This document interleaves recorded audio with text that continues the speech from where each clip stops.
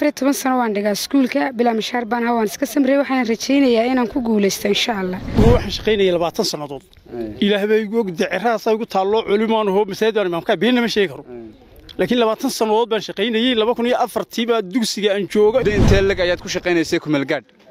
والله مدة 17 سنة شقيني كبرجات 17 سنة 17 سنة wax mishaar dawladeed ma qaadan ما أنا قادني macallimiinta kale imtixaanka hay'adda shaqaalaha dawladda iyo wasaaradda waxbarashada ay sidoo wada jirka maanta uga qaadeen waxa kamid ah macalinkan oo hadda garab taagan isla markaana ka yimid degmada Dila marka hore soo dhawow saaka halkan ay imtixaanka ku gashay ka waran shucuurtaada aad iyo aad ba shucuurtaydu u kacsan tahay aad iyo aad ugu faraxsanahay aad iyo aadna waan u rajaynayaa waliba inaan dadka ugu horeeyo ee soo baxan noqdo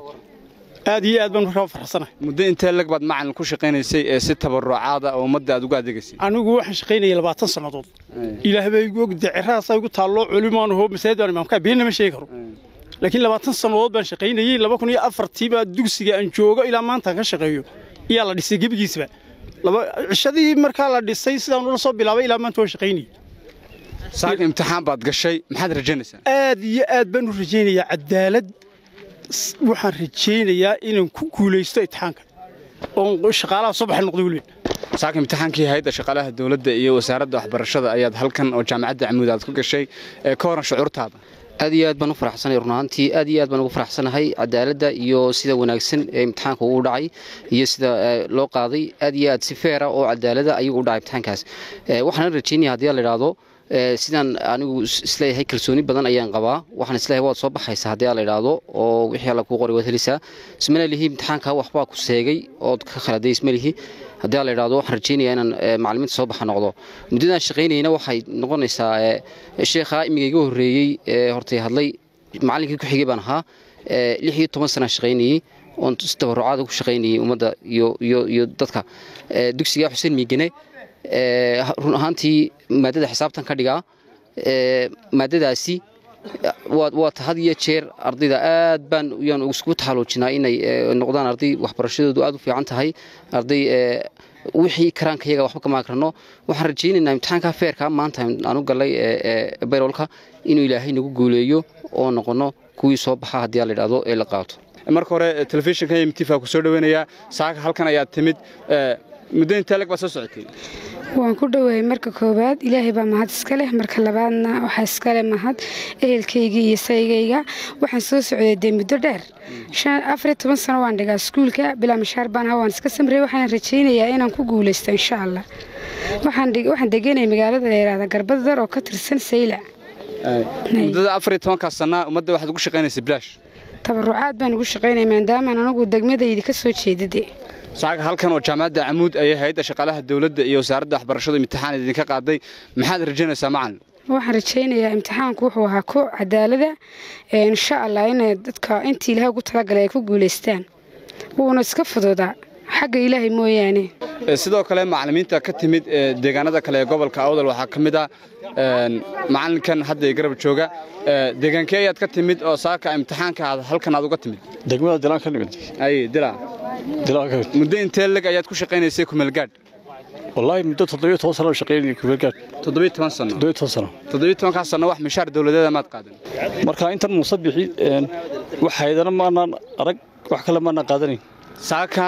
wasaaradda waxbarashada iyo hay'adda shaqaalaha dawladda imtixaan ay idinka qaaday maxaad rajaynaysaa waxaan rajaynayaa insha Allah inaan helo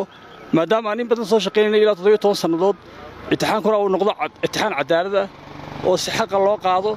aad iyo aad baan u hambalyeynaa wasaaradda waxbarashada iyo Jamhuuriyadda Soomaaliland aad baad u mahadsan tahay waan ku dhawahay telefishinka caalamiga ee MMTV magacaygu waa Said Cabdi Ismaaciil waxaan ka socdaa dugsiga hoose dhexe Ardaale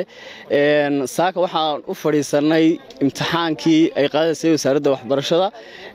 saaka oo Arbaca insha Allah waxaan mahad celinaynaa horta ugu horeyn wasaaradda waxbarashada iyo hay'adda shaqaalaha oo si habsami leh nooga qaaday imtixaanka oo ay daacadnimo ku dheehan tahay macallimiinta imtixaanka u fadhiisatayna waxaan u rajaynayaa dhammaantood guul baan u wada rajaynayaa waxaan leeyahay imtixaankan waxa lagu kala saarayaa macallimiintii soo shaqeynayay muddada imtixaankaasina waxaan u rajeynayaa dhammaan macallimiinta imtixaanka ku fadhiisatay guul baan u wada rajeynayaa dhammaantood. adigu imisa sano ayaad macallin lahayd oo si kumeel gaar ah aad ugu shaqaynayso ummadda? anigu waxaan macallin ahaa muddo 6 sano ilaa 7 sano ayaan kumeel gaar ahaa oo si free ah oo mutadawacnimo ugu shaqaynayay ummadda.